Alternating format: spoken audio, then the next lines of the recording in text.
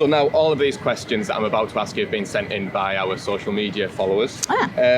If you became Prime Minister, what would be the main thing, the one main thing that you want to achieve? If I had the keys to number 10, I'll be focusing on getting robust policies in place so that we can tackle the climate emergency and do it in a way that gives us a fairer country as well, because so many of the measures that tackle climate change also help, for example, to bring down our bills for our heating, give us warmer, more comfortable homes, create hundreds of thousands of good quality, well-paid green jobs. So many of these policies are win, win, win. The barrier isn't the technology, it's the political will of those in the House of Commons, and that's why I'm so determined to get a group of Green MPs elected to achieve it. So Rishi Sunak, he scrapped a load of his net zero commitments a few months ago because he said they were too expensive for working families to pay for.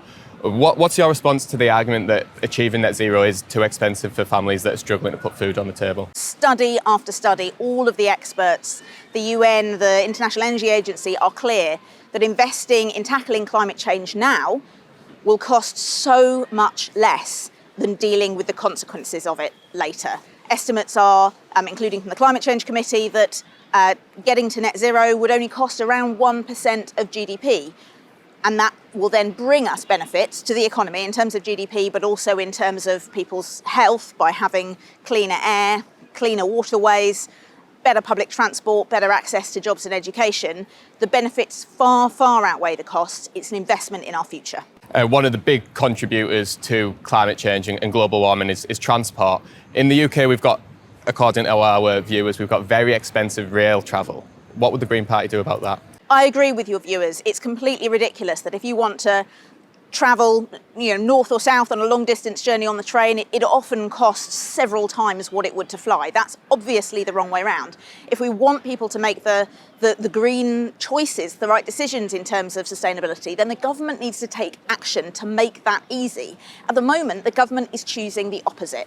The government subsidises aviation by not charging any VAT on airline tickets, by not charging tax on aviation fuel, and then on top of that by directly subsidising domestic flights. So those are the ones that you could most easily replace with a train if only it was affordable. So the Green Party would switch that around. We'd immediately stop subsidising aviation and we'd put that support towards public transport to make sure that whether it's long distance trains like that or whether it's shorter distance commuters and buses, very important as well, public transport needs to be affordable, accessible and reliable for everyone. What's your stance on electric cars? They are obviously a lot better for the environment than petrol cars, but they're not perfect. Yeah, there's definitely a role for electric vehicles in a zero carbon future. But if we just switch every petrol or diesel private car over to electric, that still leaves a lot of problems unsolved. Air pollution is the big one, because although some of the air pollution comes out of your tailpipe, some of it comes from your brakes and the tyres on the road. And so electric vehicles do still contribute to air pollution. They also contribute to congestion. So as the Greens, we want to see a big investment in public transport and in making walking and cycling routes easier, because poll after poll shows that of the people that do drive, so many of them would rather go by public transport, but the facilities aren't there. So it's an easy argument to make to them. We'll make those facilities available. More people who already want to get out of their cars will be able to. And that means the journeys that do still need to happen in private vehicle, whether it's, for example, a tradesperson like a plumber who needs to get around with their equipment, or if it's someone with a disability that isn't really compatible with public transport, although many are, people that do still need access to a private car for whatever reason, then the best choice for them will be electric. But by moving more people to public transport, it clears up the roads, tackles the congestion. It doesn't matter what age or demographic or what political leaning you are, everyone agrees the transport's a bit broken. And so that's definitely something the Greens want to sort out both locally and nationally. And what do you say to people who say the Green Party is never going to win the general election, so voting for you is a wasted vote? We're going to have a new government. And while it's true, I'm not going to have the keys to the number 10 after this election, we do have a great chance of breaking through in a handful of constituencies across the country.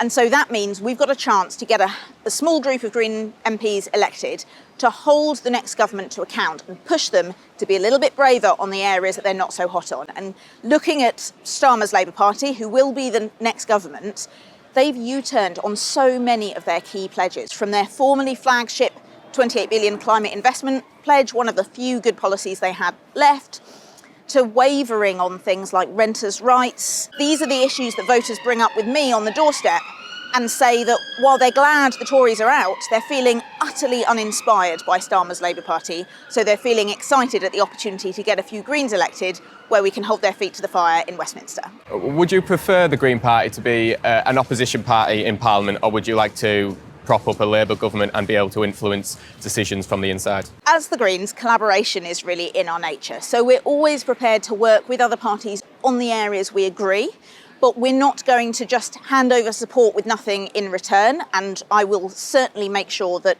as Greens, we always retain the ability to speak up on areas where we think the Labour government isn't going far enough. Lots of people I've been speaking to this general election are raising concerns with the first past the post system. What do you think about that? Yeah, the Green Party agrees. I think probably for the whole party's existence, being the supporter of proportional representation, it is simply a fairer way of running elections. Did you know that there are only 2 countries in Europe that use first past the post for general elections? The UK and Belarus. Not exactly the kind of company we want to keep.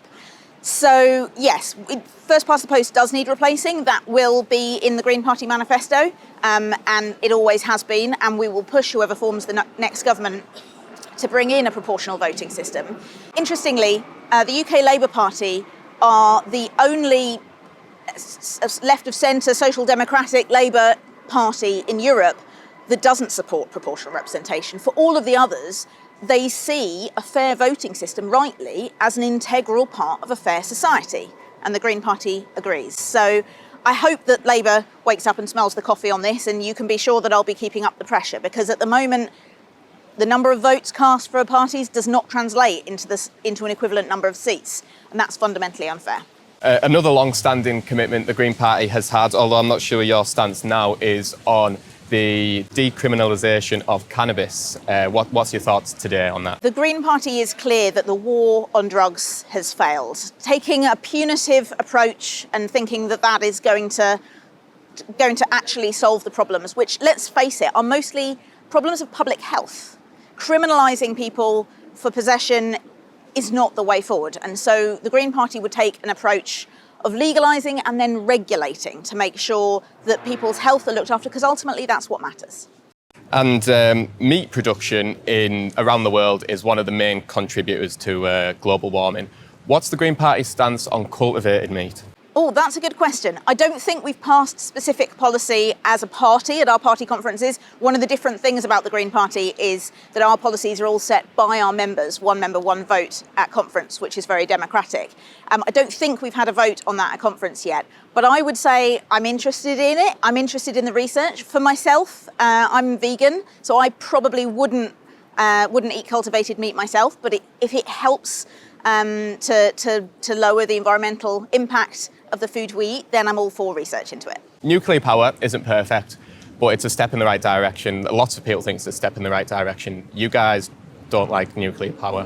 Why? Unfortunately, nuclear power is very expensive and very slow to get off the ground.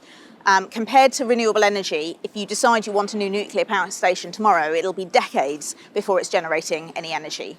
We're in a climate emergency. We can't afford to wait decades before we even start reducing those carbon emissions. In comparison, renewable energy, especially onshore and offshore wind and solar, is much quicker from deciding you want it to it being up there directly cutting our emissions on the grid. So we think nuclear is a distraction. The energy generated from nuclear power stations is much more expensive than the energy generated from wind and solar farms. So our focus is on decarbonising the grid by rolling out as much renewables as possible, and that includes tweaking the planning policies to make it easier to do that. The Conservatives brought in a de facto ban on onshore wind years ago. That's still in place. That needs to be a high priority to lift.